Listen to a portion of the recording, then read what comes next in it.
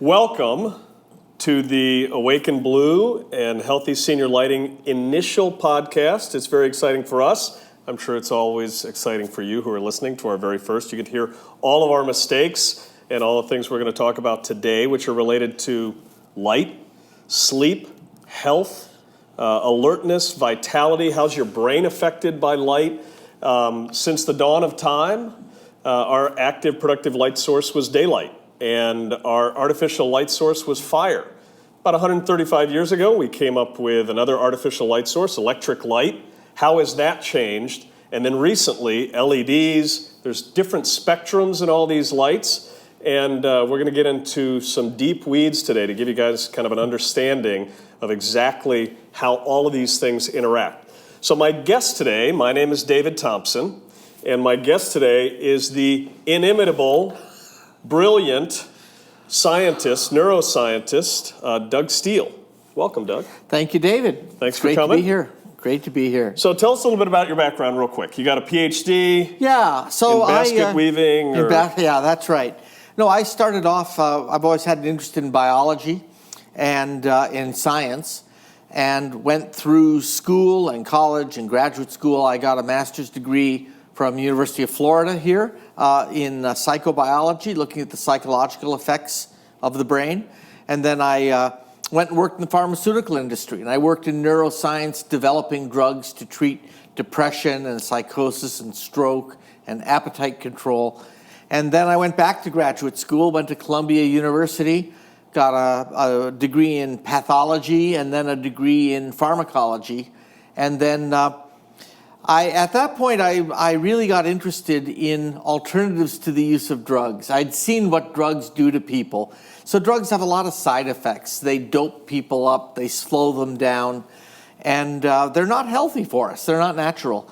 And I realized that there were ways to tune the body and the brain using natural things like light and sound and color that would give you similar outcomes to the use of drugs. So I got interested in that field and started doing research in that field around 10 years ago. And I've been an active part of the scientific community. And my interests are really in commercializing technology to bring healthy, safe lighting to the masses. So some of the people who are going to listen to this or watch this have problems with sleep. They may have problems with alertness during the day, vitality. They may have problems with just, not really feeling like they're getting that solid night's sleep. How important is sleep to your health?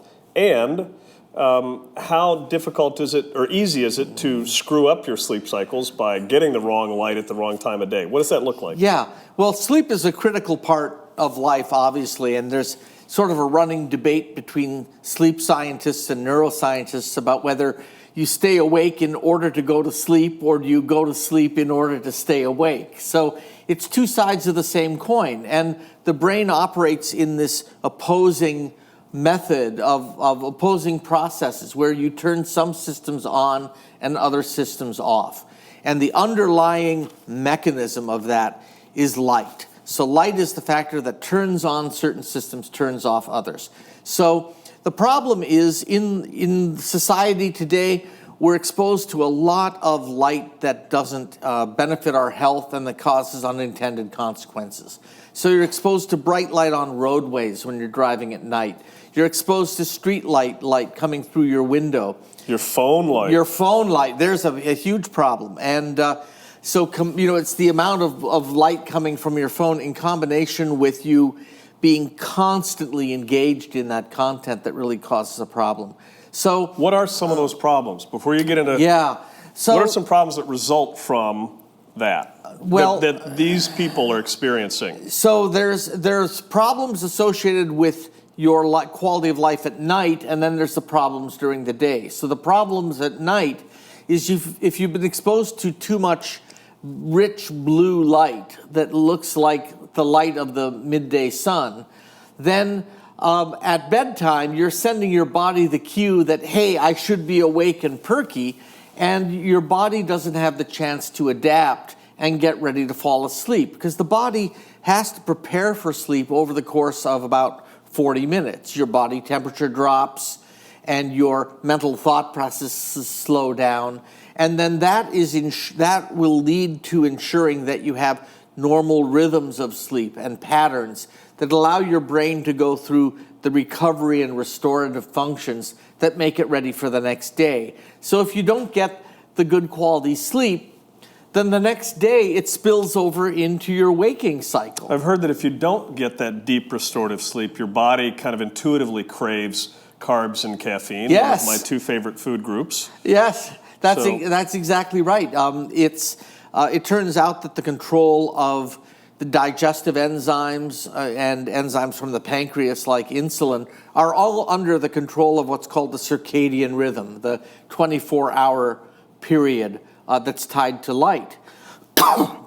And so what happens is, if you're eating the wrong foods at the wrong time of day, if you eat a pizza at 11 at night, you're signaling to your body, oh, it must be mealtime, and your pancreas starts secreting insulin, and you wolf down that pizza, and then you try to go to sleep, and your body's saying, well, wait a minute, I thought you told me it was mealtime. Yeah, I never sleep well if I have a major meal right before I go to sleep. That makes a lot of sense. Nobody does. Yeah, exactly.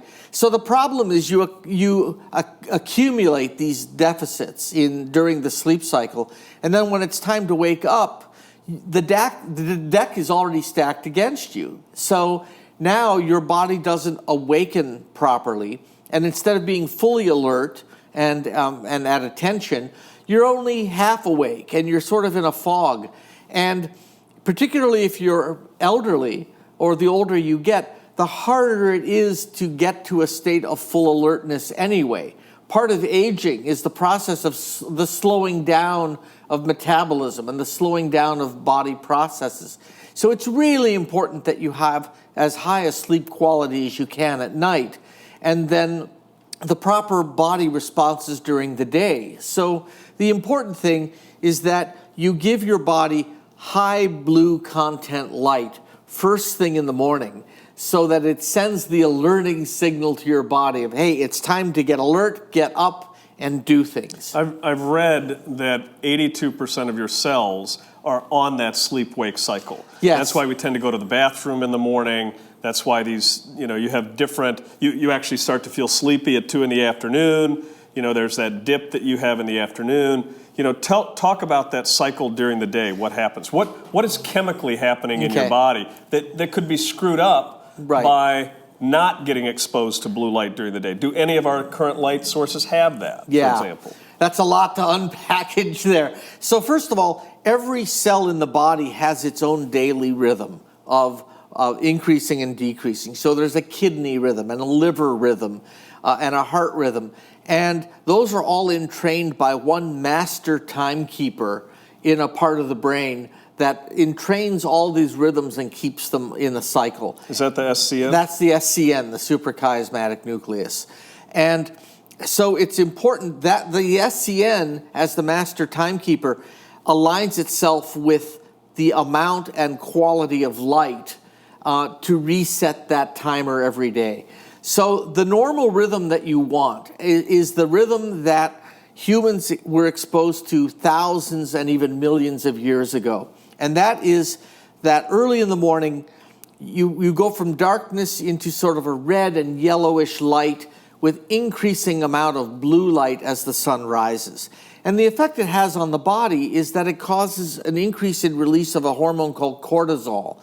And cortisol is sometimes called a stress hormone. It is what's responsible for arousing you and alerting you. So your body wakes up and becomes more active, but your brain engages in thinking about things. What am I going to do today? Who do I need to talk to? Oh, I want to socialize with my friends. And so you want exposure to about 2 hours of bright blue light early in the morning, first thing, to get you up and going. And of course, the best solution is to go out and sit in the sun. But most people who are shut indoors don't have that opportunity. So what you are utilizing is a collection of products that simulate the actual sun and provide the right visual signal to cause alerting and arousal in the morning. And then over the course of the day, you maintain that and you sort of settle into a normal rhythm of activity. And it's okay to take a nap in the middle of the afternoon, but a lot of times people will experience a dip after lunchtime. And it's been thought that was because people were eating a big lunch and then they were stuffed on a cream sauce and couldn't sleep. And it turns out or because they're from Eastern Europe where everybody shuts down in the afternoon, or warmer cultures. Where and often they take a siesta. And it turns out that you can overcome that dip by giving people a bump in blue light in the middle of the day or just after the middle of the day. And that will sustain them through the rest of the afternoon without having to take a prolonged sleep. So, for instance, one big problem in aging people is they experience what's called sundowning, which means in the middle of the day, their body starts to think it's nighttime or that sunset is coming, and their systems start to shut down. They're not thinking clearly. They're not able to engage with other people. They're not ready for a meal, and they just basically, their body is preparing them for bedtime when it's still only 4 p.m. And then what happens is you get into the evening when the body should be getting ready for sleep. Well, aging people tend to oversleep during the day. And then what happens? Their body says, well, it's 11 o'clock at night. I'm ready to go do a jigsaw puzzle, and their body just isn't ready for sleep. So they don't get the proper amount of sleep, and the whole cycle repeats itself. What is the hormone that triggers sleep? That's melatonin, correct? Yes, melatonin is released in another part of the brain called the pineal gland, and it's the signal to the SCN that, okay, it's time to fall asleep, and it's what starts the whole sleep process. So if you don't get blue light, does your body produce melatonin? So for seniors especially, their lens is yellow as they age, so that changes the composition of light coming in, and they tend to be in the house more. I think I've seen as high as 97%. So they're in the house more, and they're in and around these incandescents or fluorescents, which don't have that blue light. Explain that interaction between melatonin and cortisol or serotonin. Sure. So high blue content light during the day is what contributes to being awake and alert. And it's appropriate during the day. But if you have high blue content light at night, such as produced by a digital device like a phone or a tablet. Or TV. Then the blue light actually suppresses the release of melatonin. And melatonin is the signal that's telling your brain it's time to fall asleep. So high blue light at night sends your body the signal, I should be awake, and so you don't fall asleep. So it's actually as simple as that. You're just sending the wrong signal at the wrong time of day. So when you shut off that melatonin, how long does it take to restart to the full effect of it? Full production of melatonin. I've heard as long as 2 hours, that it shuts off in 10 minutes. And then it's 2 hours to restart it. Is that about right? Or does it vary from person to person? It varies from person to person because teenagers, they can sleep through a rainstorm and a train wreck. Exactly right. And I'm actually one of those people that's blessed that I can sleep anywhere. So I learned to be able to sleep on the New York subway in the middle of the day during a power outage. Or on a long airplane flight. But other people are very, very sensitive to the environment. It could be to sound, but the main trigger is to blue light. So the goal then is to normalize it. And one important aspect, which I think is something that you're getting into with Awaken Blue and your other ventures, is that you are aware that there are individual differences and that the lighting that exists in the bedroom may be different than what's in a person's kitchen. And so you're able to install the right kind of lighting in the right place and time it for the lights to come on and go off at the right times of day so that you can actually set a pattern or a lifestyle for each individual based on what they hope and dream to accomplish. And so, it's really important for aging people, for instance, to be alert and awake in the early part of the day, because this is when people are up and active and might be going to the grocery store or calling the dry cleaner. You have a list of tasks to complete. And if you're falling asleep 1 hour into your list, you'll never get to getting around to getting those things done. So seniors have two big comorbidity factors. In other words, they don't lead to death, but they're pretty traumatic, which can contribute to that downward slide. Right. And one is the risk of falls. Right. And the second is basically depression or mood. Is that safe to say? Actually, it has engagement. Engagement, yes. Sensory engagement would be a way to describe it. So in my own field of work, I'm working on what are called sensory processing disorders. So how do people respond to light or to other senses like sound, and how does that then affect their health? And so one finding is that humans have lived for millions of years in environments that are constantly changing. So if you think of it, if you're outdoors, if you're in the garden, you're on a sidewalk, the sun is overhead, it's at a different position throughout the day. Clouds are coming and going. You walk under a tree and you get a pattern reflected through the leaves of the tree. And so you're consciously aware of these small, subtle changes in the environment. And even if you're not consciously aware of it, your body is registering it. And it contributes to your body deciding what mood you're in. And so if you live in an indoor environment with constant lighting and steady sound and a steady feed of content, watching a series of reruns on TV, for instance, then you get locked into a cycle where you're just not getting enough sensory information. And when is your body normally not receiving sensory information? When you're asleep. When you're asleep. So the body says, oh, it must be time for me to go to sleep. So one of the really intriguing things that you can do with light, and which I'm really excited to see you implementing, is the opportunity to implement little changes, random intervals in which the color of light changes. Or the intensity, or the location in a room from which light is coming. And what this does is it may not even consciously register, but it makes a person think that they're in a natural environment. And as that happens, it actually maintains their engagement with the environment. And as a result, they're more likely to socially interact with other people. They're more likely to converse, to make their needs known. If they have a problem or a request, they're more likely to make that request. And so, one of the main comorbidity factors is this lack of sensory engagement that causes people to just shut down, sit on the sofa, and eat Cheetos out of a bag in their underwear is the way I put it. And so a bunch of people with yellow fingers that are just eating Cheetos out of the bag. And so it's really amazing, but just through lighting you can improve the So what about the risk of falls? We're talking about age-specific problems now, so specific to seniors, which is obviously a segment that's incredibly affected by this. So in the risk of falls, as you age, your lens yellows. Right. So what does that do to your perception of depth perception for falls or for food? Talk a little bit about that problem specific to the elderly. There's a few things going on there. So first of all, as you've said, the lens in the eye gets increasingly yellow as you get older. So what happens is you no longer see vibrant colors. Things look sort of gray or brown and faded.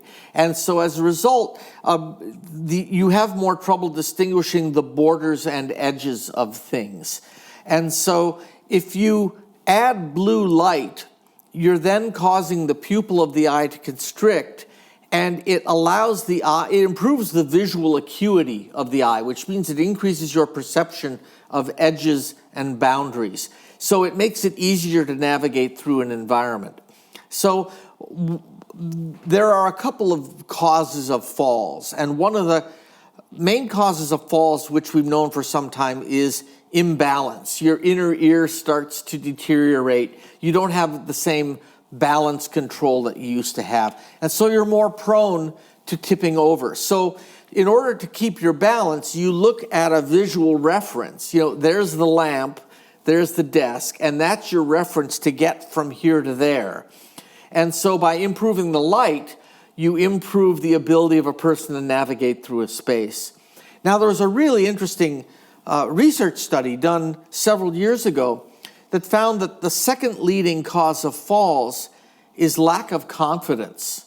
Really? So in this particular study, they looked at the numbers of falls and did the person have a line of sight to a caregiver. And it turns out that everybody that could see a caregiver fell less. And it was the people that didn't have confidence that fell. So by improving the lighting, the wayfinding, the lighting in and around the toilet bowl, you're not just improving vision, you're giving people confidence that they'll be able to navigate a space. And it's my own theory, and we're going to test this, but I bet it's actually the increase in confidence that someone has. Well, about a third of falls occur at night. Right. So talk about what that could be caused by. What happens when a senior, they've got to use the restroom, they've got sundowning, right? They're up at night, or they've just got some bladder issues. Talk about what the risks are for seniors. What happens at night that makes it different? Because that's a third, and they're supposed to be sleeping, which they're not. Well, at night, you naturally have dim light, so there's just less light to navigate by. And secondly, that light tends to be devoid of blue content, which would improve your visual acuity.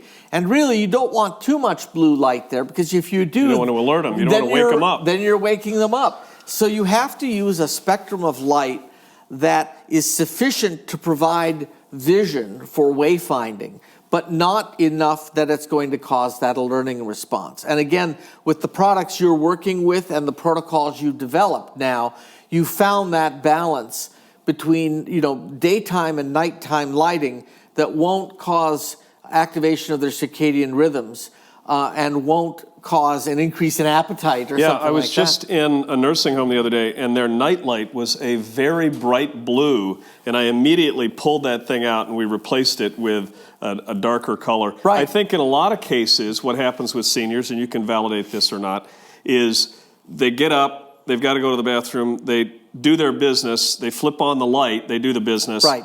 And then they flip off the light and walk out, and now you can't see because you've gone from a very bright room to complete darkness. Yes, in older people, it takes longer for your eye to adapt from a bright environment to a dim one. So when you turn off the bright light in the bathroom, it takes a long time for your eye to adapt, and these people start walking back to their bed, and unless there's some kind of assisting lighting, they'll have trouble getting there. One thing I noticed a number of years ago in some work I did with a sleep disorder center is people would come in for an examination for testing for sleep apnea or something else, and they'd be put in a testing room and sleep the night in that room. And I went in that room, and I did one of those once and it drove me nuts with the wires all over. That's exactly right. You can't sleep. Right. How are they testing sleep when you can't sleep because you got all this mess on you? Well, the interesting thing about this was I went into one of these rooms, and here was a bedside table with an incandescent lamp and an emergency light over the door in case there was a fire. Bright blue light. And it was a sort of a soup to nuts collection of lighting.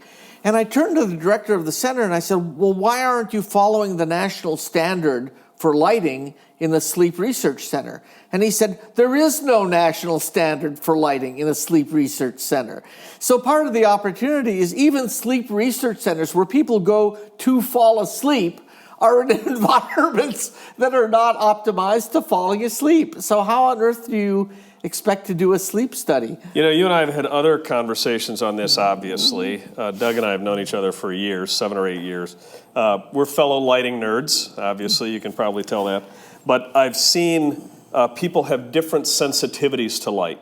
Some have a super high sensitivity. I got a buddy of mine who goes into hotel rooms and he's covering up the tiny little light from the fire detector, smoke detector. He's covering up the tiny little light on the TV. Any kind of those lights. Right. Any of those lights really bother him. Yeah. What is that sensitivity variance? Are there different levels of sensitivity? Well, a couple things about that. First of all, one thing that drives me nuts in my bedroom is I've put tape over the little power indicator light on the Wi-Fi router. Oh, You know, yeah. and a lot of alarm clocks will have that light. And part of the problem is that's a pinpoint source. And so when your eye sees a pinpoint source, it wants Drawn to to it. focus. Right. Yeah. So I have to cover all those up. So Different people on the... Oh, yeah, on the spectrum. Thank you. So, And we're both on the spectrum. That's a different kind of spectrum.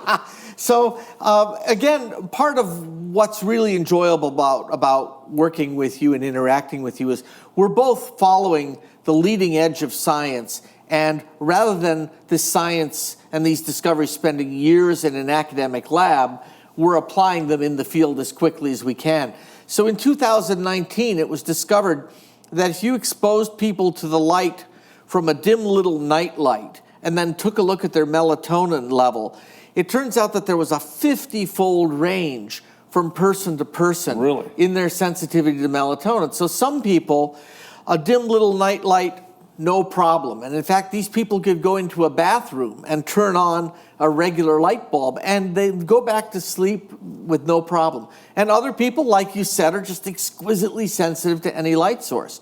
So this tells us a couple of things. First of all, this idea of one-size-fits-all lighting is just wrong. We're going to have to be able to adjust and adapt a light source to suit the needs of the individual. And especially ages, right? I mean, an individual might have a different sensitivity as a teenager than they do as Exactly. an 80-year-old. And part of the value in what you're doing is that if you have someone who is aging in place or moving from one sort of kind of care to another, we can monitor their sensitivity to light over time and adjust the light as their needs change, as they continue to age.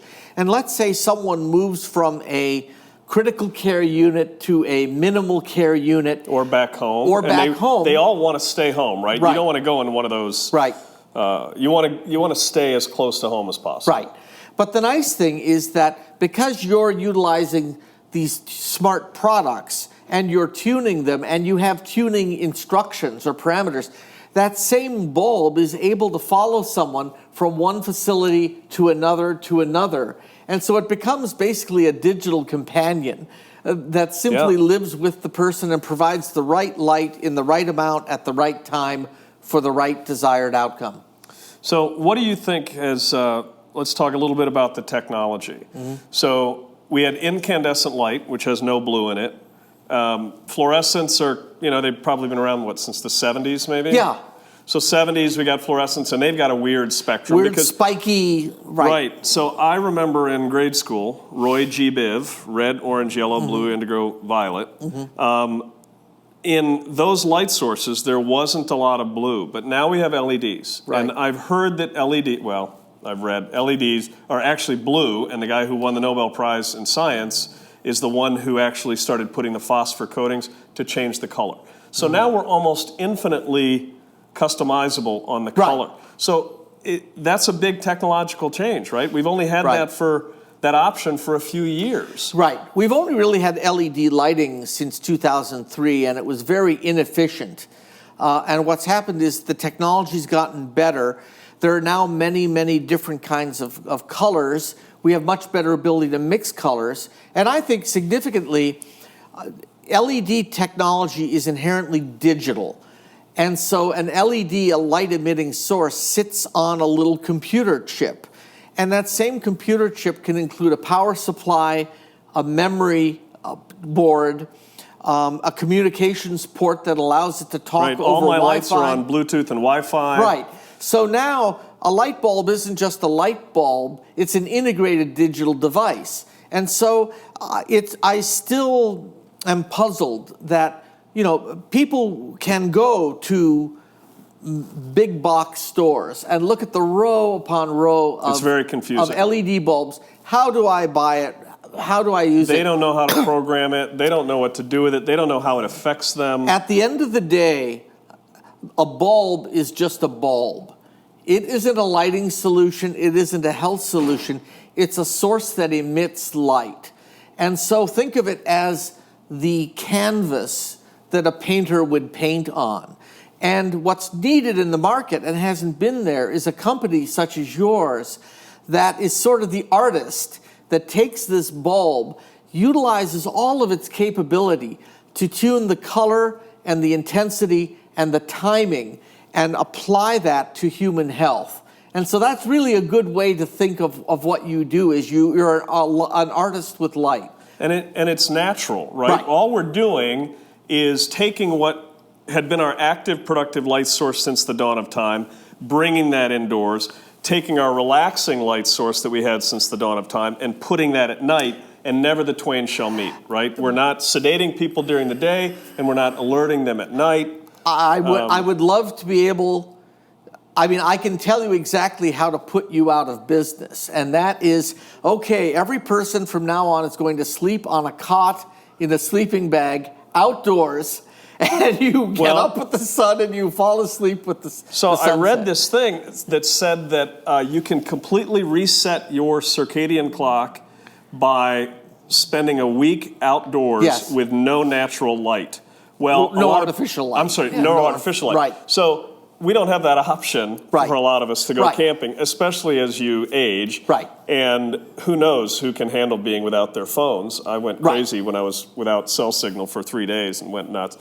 So there are ways now that we can adjust that screen on the phone, correct? Right. Some of the smart TVs, I know some of the smart laptops and computers have it.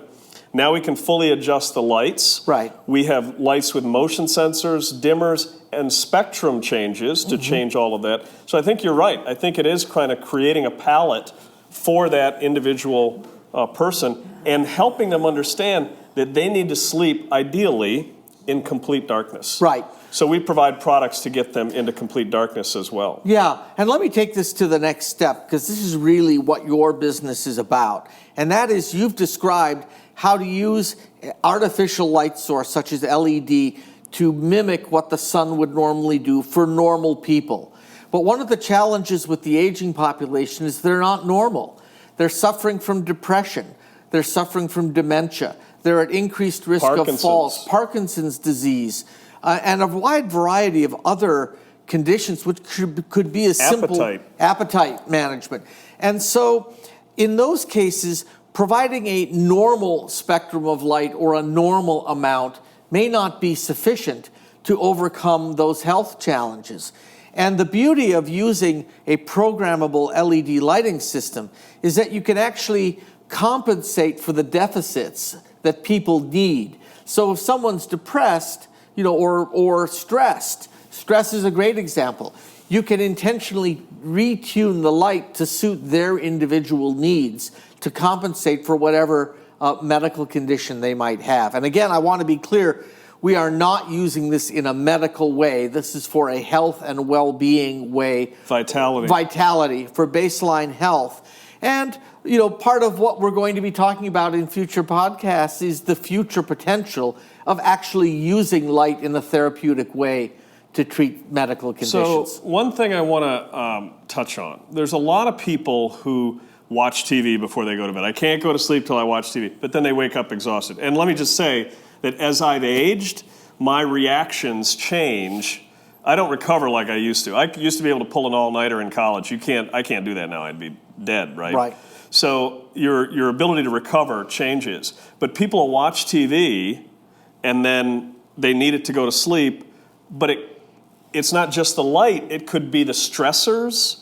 You're doing Call of Duty, shooting the aliens or the zombies or whatever. Talk a little bit about that input that you want before you go to sleep to get that solid sleep. That's a great point to bring up, because one of my guilty pleasures, which I've never confessed to anybody but is now going to be on video, is one of the things I do to relax and unwind just before I go to bed is to put on SpongeBob SquarePants. I love SpongeBob. Because it's so silly that all of the thinking and the worries just go away, and I just spend a few minutes in a dumb land.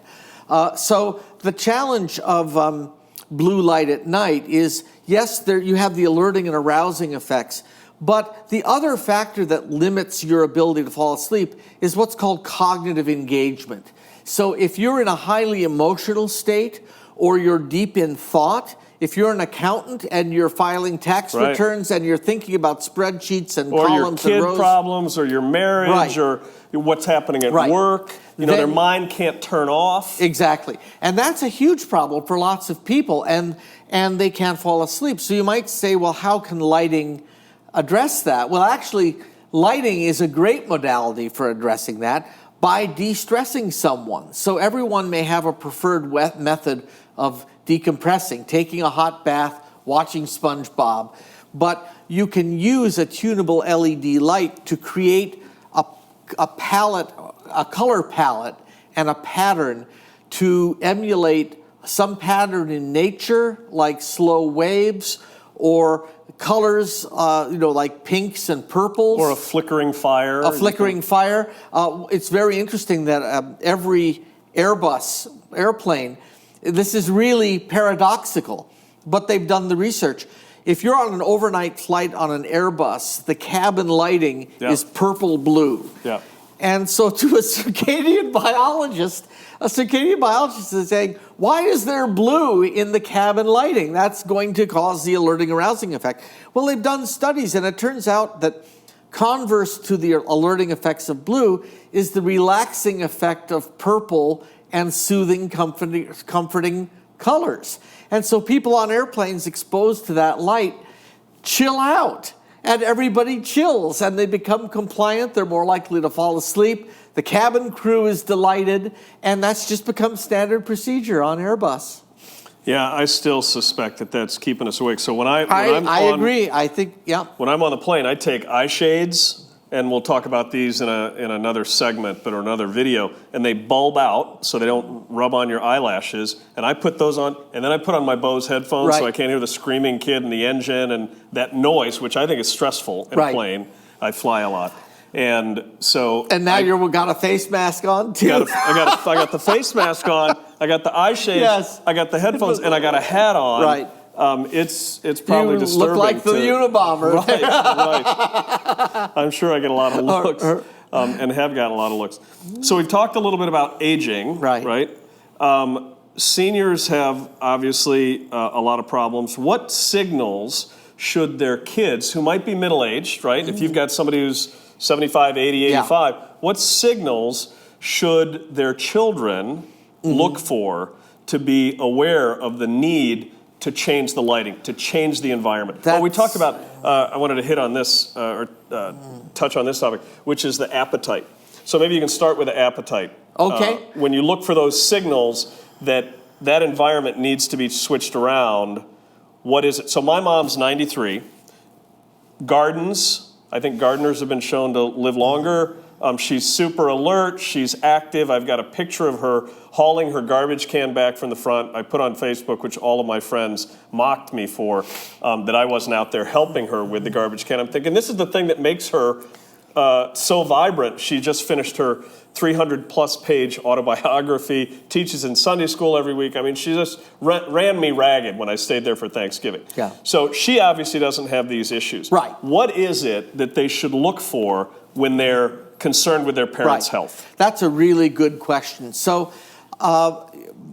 children of aging parents are used to how their parents normally act and respond. And there's a general sort of a deterioration of activity over time, physical activity. What I would look for as a child of an elderly parent is, first of all, look for changes in mood, because this is an indication that something may be changing in their emotional state. There could be an unstated or undiagnosed pain, ache or pain, that's causing them distress. It may not even be conscious, and it will show up in a form of mood. Another signal is a lack of social engagement. So people will become withdrawn, and they won't speak much. They won't engage socially with other people in their community, and another sign is they'll no longer take pleasure from activities that used to give them joy. So certainly changes in activity level, but a certain amount of that is normal. And so these are signs that, obviously, not that there's a specific medical condition going on, and that's what a healthcare provider is there to do, but what you are there to do is to increase the baseline level of activity and social engagement, alertness, attention, a set bedtime, improved sleep quality, and all of these things underlie the additional health challenges that a healthcare team would take care of. So, appetite, right? As you age, your lens is yellow. The food doesn't look that great. We can do something with lighting to make those colors pop. This is something, so... and I've been in a nursing home where the peas actually looked gray. Right. And I was young enough to know peas aren't supposed to be gray. Right. What happens as seniors age, and do they see food differently? Right. Well, actually, they see everything differently. So as we said, the lens of the eye turns increasingly yellow. Their visual processing slows down. It isn't efficient. It's actually tied more to memory than it is to actual vision. Yeah, it turns out that if you do actual color matching tests, an elderly person who has no blue sensitivity in their eyes at all will still report the correct color of the sky if shown a picture, because they remember what the sky looked like and they'll report that color. But what happens? Makes sense. Yeah, but what happens is with the yellowing of the eye, colors in the environment no longer pop. So things no longer have the rich vibrancy. Flowers don't have the same rich colors that they did. Foods don't. And so the problem is the elderly tend to sensorially or socially disconnect or disengage from the things in their environment. A red rose no longer gives them what's called hedonic pleasure, because the rose is no longer red, except for their memory of what a red rose looked like. Now, where this really gets interesting is that if you think of what it would be like to sit in front of a plate of really good food, and you have to look through gray lenses or yellow lenses, that food's going to look really unappetizing. Are you going to eat it? Probably not. And there was a really fascinating series of studies done in England about a decade ago that found that if you increase the amount of saturated color in the environment, now the peas were bright green, the carrots were bright orange, and elderly people actually ate more food. And it's one of these things where you don't need a neuroscientist to tell you that should work. It's sort of, well, duh, yeah, that works. But in fact, that's what the research showed. And so this is another area where I think in independent living... So loss of appetite is obviously a big thing. And it's not loss of appetite due to I'm not hungry. It's loss of appetite because nothing appeals to me anymore.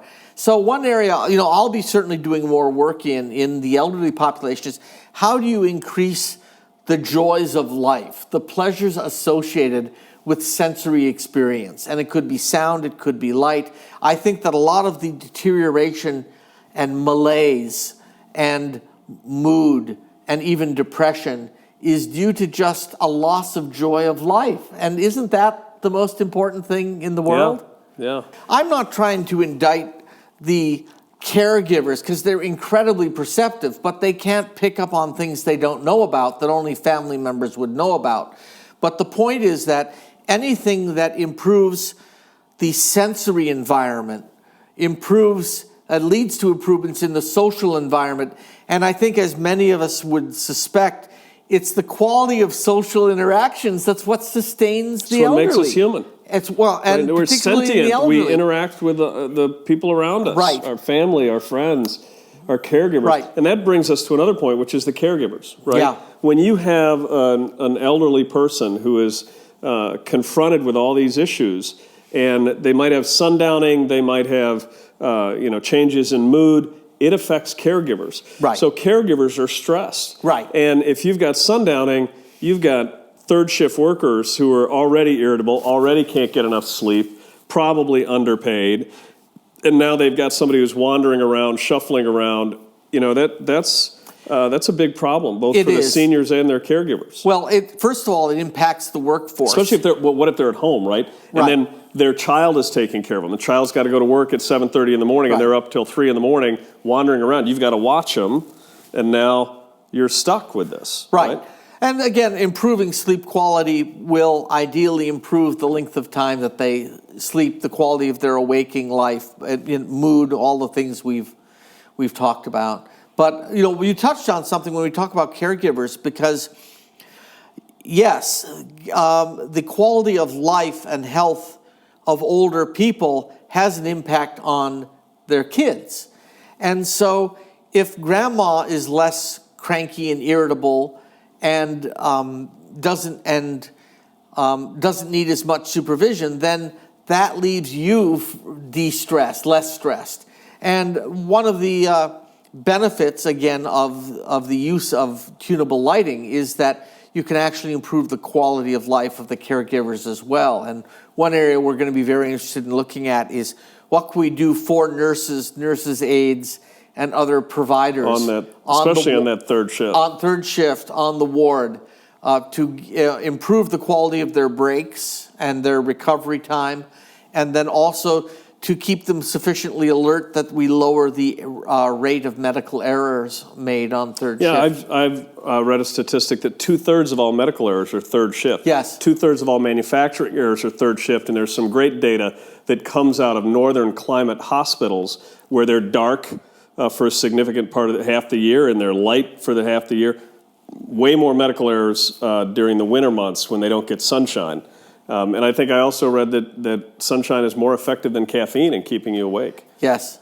I mean, we've all experienced that alerting effect of being in Florida as opposed to Seattle. So thank you again for doing this with us. Sure. I have one final question. Sure. And that is, seniors have grandkids. Mm-hmm. And grandkids, I've read, used to have about a 9.5 hour average sleep. Now the average kid is 6.5. Yeah. What's happening or not happening to them? There is a lot going on. Children are under much more stress today than they ever have been. And is some of that stress related to not getting enough sleep? Well, the question is the sleep causing the stress, or is the stress causing poor sleep quality? It's a vicious cycle.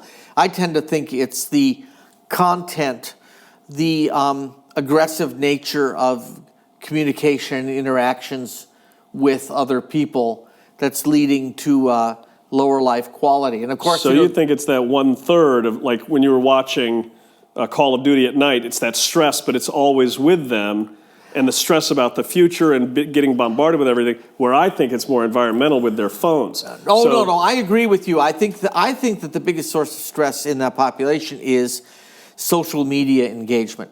So you're constantly on your phone engaging.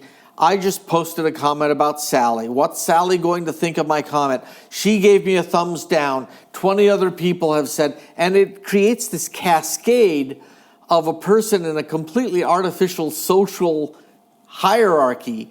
How on earth are you going to fall asleep with a clear head? And so I'm not sure that we can fix that with lighting, but we can certainly take responsibility for the physical environment and leave it to others to take care of the social environment. So we can do our part. And the nice thing about addressing the senior population is that we actually have the ability to control or intervene in many more aspects that affect the quality of their life, and therefore have more positive outcomes. So I'm going to talk just for a couple seconds, and you can validate whether I'm being accurate or not. Obviously, a lot more read and studied than I am. But just to give you guys a quick summary, your sleep runs in this is ballpark, runs in 90-minute cycles. And I've heard that it takes about 15 to 20 minutes to get into one of these cycles. So that's where you get the 7.5 to 8 hours of sleep a night that an adult needs. And the sleep cycles, the deepest part of that cycle is called delta sleep. And these individual sections, obviously there's overlap, but they have primarily different functions. The first 90 minutes is just relaxation. Your body's just chilling out. The second 90 minutes is primarily muscle repair. A lot of your muscle repair happens in that second 90 minutes. The third is where your T cells, Th cells, N killer cells, your hormones that control your metabolism, your heart rate, your fat metabolization, your blood pressure are primarily generated in that cycle. Fourth and fifth are primarily neurologic. Your brain shrinks roughly 8% in that fourth cycle. When it shrinks, there's all these processes happening in your brain at night, right? Your brain does not slow down. It's still going. It just deconnects, and we haven't talked about that. We'll talk about that in a future episode when more science comes out on what keeps you asleep. But in that fourth cycle, your brain shrinks. Spinal fluid comes in to fill that gap, and when it comes out, it flushes out negative or compounds that are developed as your brain is moving from short-term memories to long-term memories, deconstructing DNA, reconstructing it in a long-term area. And so it's flushing out beta-amyloid proteins and beta-amyloid protein plaques. Is that fair to say? So there's a bunch of things that are happening in that sleep and neurologic repair, and these teenagers, seniors too, adults too, if they don't get that fourth and fifth cycle, the brain kind of gets disrupted. I think there's a lot of anxiety, and I could be totally wrong. We'll see what the science says, but I think there's a lot of, when you talk about anxiety and depression, not just in seniors, but in their grandkids, with that lack of sleep, when they're getting 6.25 hours instead of the 9, they're missing out on the neurologic functions. There's actually another mechanism at work, and this is controversial, but controversial in a good way, because it could lead to new insights.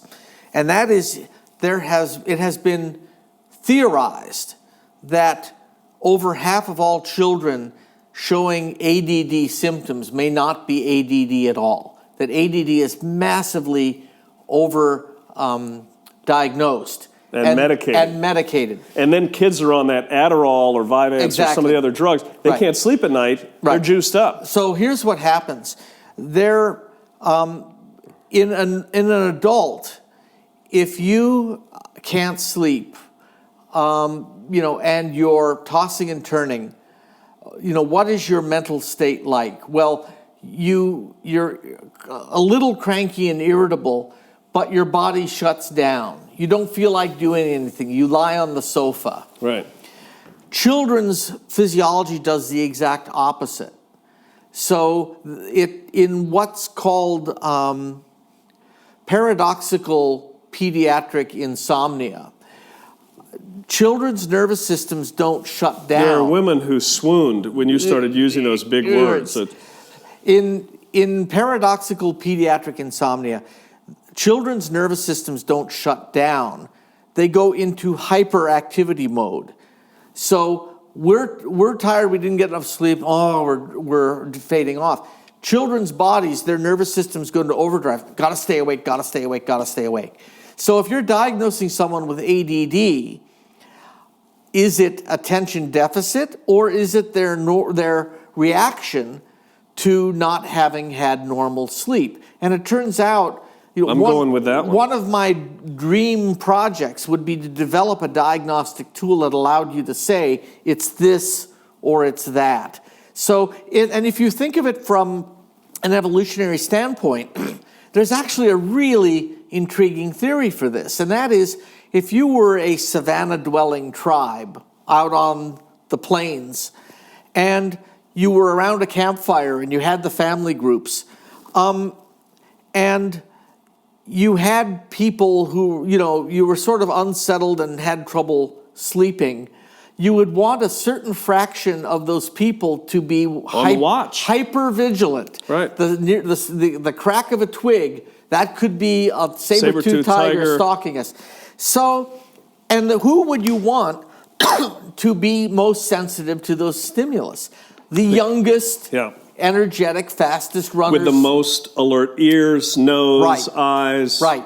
So the senses are on fire. This is still just a theory, and it can't be tested right now. But I'm really intrigued, and I'm inclined to think that ADD is actually misdiagnosed as a sleep abnormality. And so the point of all this is, if we can normalize the sleep of children using lighting, that we may see a change in the rate of diagnosis. Well, the only difference that I can see, I have 6 kids, and I've got biologic kids, adopted kids, raised them all the same, and I know that if we don't get those kids sleep, they're awake, active, and going crazy. Right. I mean, that's something that I think every parent kind of figures out. That's why those kids who are most in control are the ones who usually have and we never did this. I'd like to be a better parent, and I was not.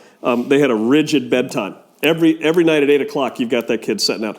Because you've said that when you're in peak puberty, 13 to 18, 19 or so, that you have a different sleep cycle. Right. It's a different chronotype that fits into that population. So it's normal for them to sleep later in the day, be able to sleep through that rainstorm or that right. Train wreck or whatever that noise is that's going on, and they can sleep through anything. So that kind of fits. So.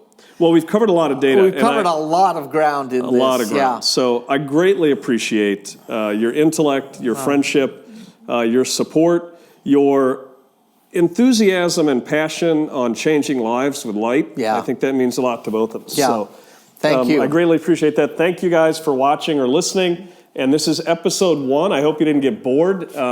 I hope you guys don't have to do a lot of editing to clean things up for us. It may be episodes 1 and 2 and 2A, 3 and 4. So again, thanks very much. Signing off for Awaken Blue and Healthy Senior Lighting with the inimitable, brilliant neuroscientist Doug Steele and David Thompson. Thanks again. Goodbye.